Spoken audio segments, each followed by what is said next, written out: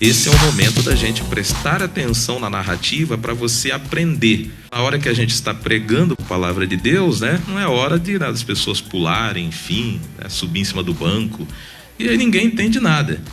Então é hora de abrir o coração, os ouvidos, prestar atenção na narrativa para aprender, ver o que Deus de fato ele está falando. É a mesma coisa numa sala de aula. Se o professor começa a lhe explicar e alguém está ligado em outra coisa, pensando em outra coisa, enfim, aquele alarido, vai aprender o quê? Então esse às vezes é um dos problemas que a gente tem nas igrejas brasileiras especificamente, e nas pentecostais. Nós somos pentecostais, mas nós somos pentecostais com inteligência. Então preste atenção para você entender. Lucas capítulo 23, versos 42 e o 43, então disse Jesus: lembre de mim quando o Senhor vier como rei. Jesus respondeu: eu afirmo a você que isso é verdade. Hoje você estará comigo no paraíso. O ano era o 33. O inverno havia passado, era primavera, as flores apareciam nos campos. Os figos amadureciam, sentia-se o perfume das parreiras em flor. Era tempo de cantar e ouvia-se nos campos o canto das rolinhas. Tudo transcorria dentro do programado, dentro da normalidade. Tornara-se normal também a crucificação. Consistia na morte sob tortura, isso mesmo, na morte sob tortura. O sofrimento espetacular da vítima poderia se estender por dias, com dores que não dá para a gente descrever. A morte normalmente ocorria por sufocação.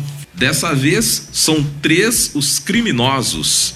Martelaram os pregos através dos seus pulsos e tornozelos e colocaram-nos, cada um em sua cruz, à espera da morte, sob insultos e aplausos dos inflamados espectadores que julgavam superiores àqueles assaltantes e salteadores. Aquele dia, no entanto, foi surreal, único. Aconteceram coisas que mudaram completamente o curso da história humana nessa e na outra vida. Até então, as pessoas eram crucificadas, morriam com o peso do pecado em si e sobre si. Foi o que aconteceu com um dos ladrões. Ele, segundo a lei, sentenciado e condenado por um juiz investido da autoridade de César, recebera a merecida punição, o merecido castigo.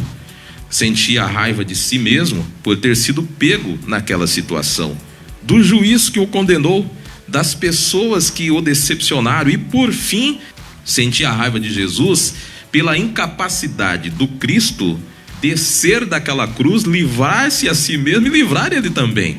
O primeiro ladrão morreu, completamente consumido até o fim pelo pecado dentro de si e ainda o peso do pecado sobre si. Um segundo ladrão foi executado também.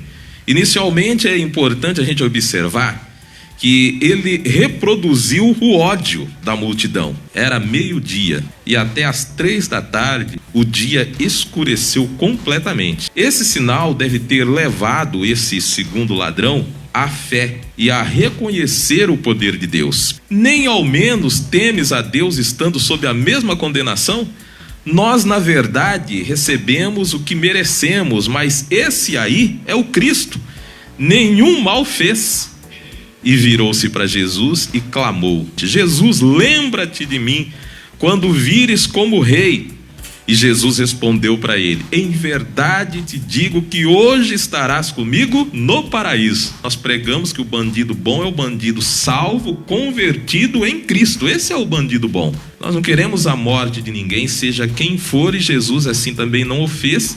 E nós, como fiéis seguidores de Jesus, nós preferimos crer nessa palavra. Quantos de nós pregamos pessoas, enfim, que se diz isso e aquilo, enfim, às vezes até maior que Deus? Não sabemos se estará no paraíso. Esse é o Evangelho de Cristo, o Evangelho da cruz, desprovido de sofisticação, de prosperidade, de prata, de ouro, de status social, de pódio, né? Que agora tá na moda, né? Os hinos do pódio, né? E tal, né? Vai lá, aviso aquele que queria a minha derrota, né? Que eu tô de pé, né? E se deixar, eu dou uma pancada ainda na cara dele, né? E isso é de Deus, então, paciência. Então não é esse evangelho que a cruz nos traz, do triunfalismo, né? Sobre as pessoas, sobre as coisas. Não é isso. A mensagem da cruz é simples, objetiva e consiste inexoravelmente nisso. O perdão e a vida eterna é dada a todas e todos os que creem em Jesus para a remissão dos seus pecados. E somente a fé determina o nosso destino eterno. O segundo ladrão, portanto, morreu como pecador, mas sem o peso, sem a culpa do pecado sobre si. Jesus retirou a culpa dos ombros dele, colocou sobre si e carregou os pecados de todas e todos nós, de todos os mortos pela cruz. Jesus foi o único que venceu a morte, ressuscitou dentre os mortos, para que todo aquele que nele crê não pereça, mas tenha a vida eterna. Aleluias. Quando ele viu o sinal, ele falou: olha, esse rapaz aí é diferente. Inúmeras pessoas estão sentenciadas a morrer como o primeiro ladrão, com os pecados em si e sobre si, sem paz, com raiva de si mesmo, do seu próximo e até de Deus. Porém, Deus é sensível à nossa fé. Por isso, tenha fé e faça como o segundo ladrão. Troque as palavras pela fé.